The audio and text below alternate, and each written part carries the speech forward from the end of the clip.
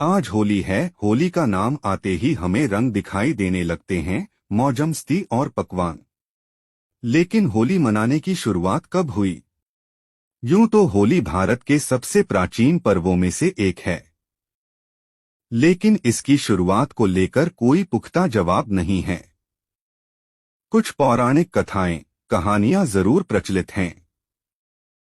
उनमें सबसे ज्यादा सुनी सुनाई जाने वाली कथा है हिरण्यकश्यप और विष्णु भक्त प्रहलाद की होलिका दहन की। लेकिन इसके अलावा भी कई कथाएं हैं जो राधा कृष्ण और शिव पार्वती से जुड़ी हैं। राधा और कृष्ण की कथा। एक कथा के अनुसार रंग वाली होली खेलने का संबंध श्री कृष्ण और ब्रज की राधा से है। धार्मिक मान्यता है कि श्री कृष्ण ने ग्वालों के संग मिलकर होली खेलने की प्रथा शुरू की थी। एक कहानी जो सुनाई जाती है वो ये है कि श्री कृष्ण का रंग सांवला था और राधा गोरी थीं।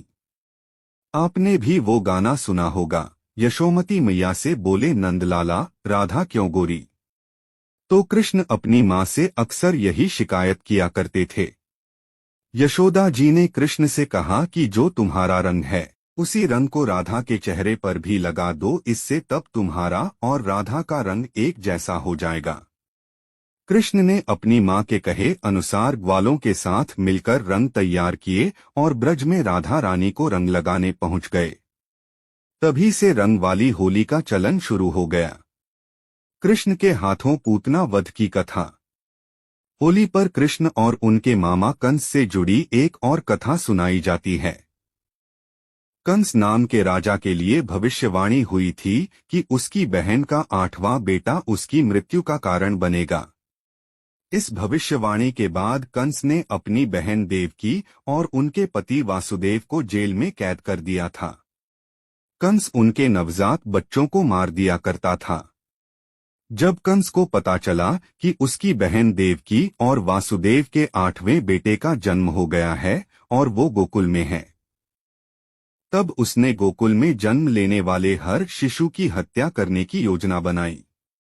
इसके लिए उसने पूतना नाम की राक्षसी को गोकुल भेजा।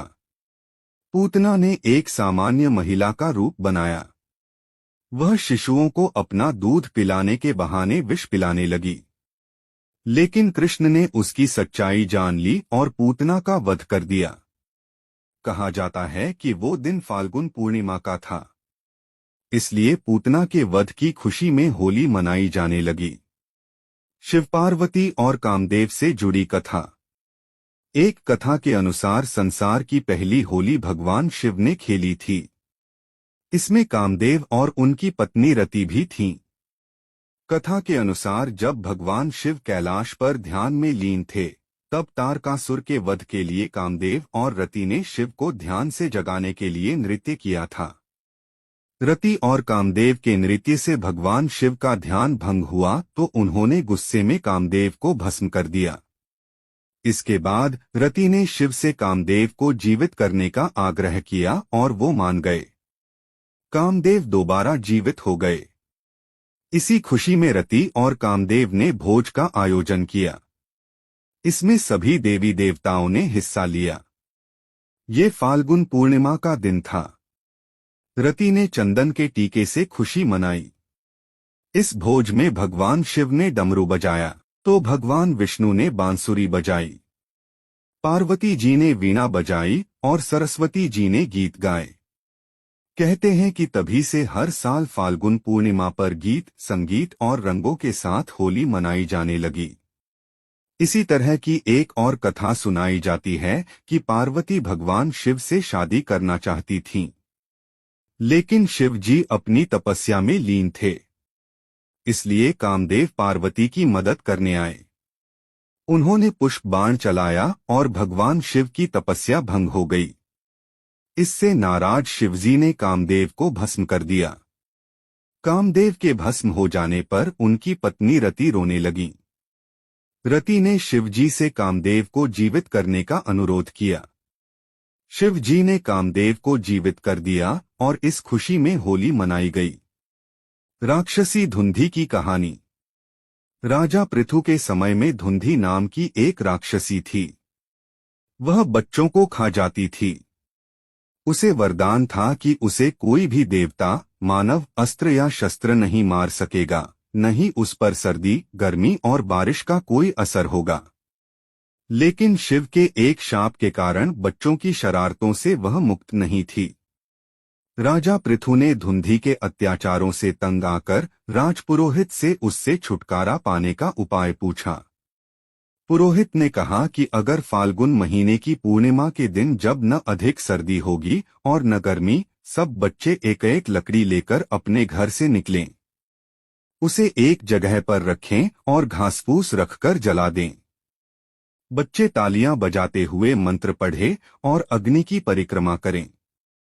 हंसें, गाएं, चिल्लाएं और शोर करें तो राक्षसी मर जाएगी। पुरोहित की सलाह का पालन किया गया और जब धुंधी इतने सारे बच्चों को देखकर आग के पास आई तो बच्चों ने एक समूह बनाकर नगाड़े बजाते हुए धुंधी को घेरा, धूल और कीचड़ फेंकते हुए उसको नगर के बाहर खदेड़ दिया। कहते हैं कि इसी परंपरा का पालन करते हुए होली मनाई जाने लगी। हिरण्यकश्यप और प्रहलाद वाली कथा। ये वाली कथा सबसे ज्यादा प्रचलित है। राक्षसों का एक राजा हिरण्यकश्यप था। हिरण्यकश्यप भगवान विष्णु को अपना दुश्मन मानता था। उसने अपने राज्य में भगवान विष्णु की पूजा बंद करा दी थी। वो अपनी पूजा कराता था। लेकिन हिरण्यकश्यप का बेटा प्रहलाद विष्णु का भक्त था। हिरण्यकश्यप ने प्रहलाद को विष्णु को पूजने से रोकने की काफी कोशिश की, लेकिन प्रहलाद की भक्ति कम नहीं हुई। यहाँ तक कि हिरण्यकश्यप ने प्रहलाद को इसके लिए काफी यातनाएं दीं। उसे पहाड़ से नीचे गिराया, हाथी के पैरों से कुचलवाने की कोशिश की, लेकिन हर बार प्रहलाद बच जाता।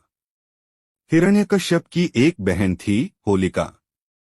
होलिका को वरदान था कि वो आग में जलेगी नहीं। इसलिए हिरण्यकश्यप ने होलिका से कहा कि वो प्रहलाद को अपनी गोद में बैठाकर आग में प्रवेश कर जाए। होलिका ने ऐसा ही किया, लेकिन उस आग में होलिका जल गई और प्रहलाद बच गया। होलिका दहन के पीछे यही कथा सुनाई जाती है। तो मित्रों, यह थी कुछ होली से जुड़ी कहानियां। कमेंट करके जरूर बताएं कि यह वीडियो कैसी लगी। अगर वीडियो पसंद आए तो हमारे YouTube चैनल को सब्सक्राइब करना ना भूले। धन्यवाद।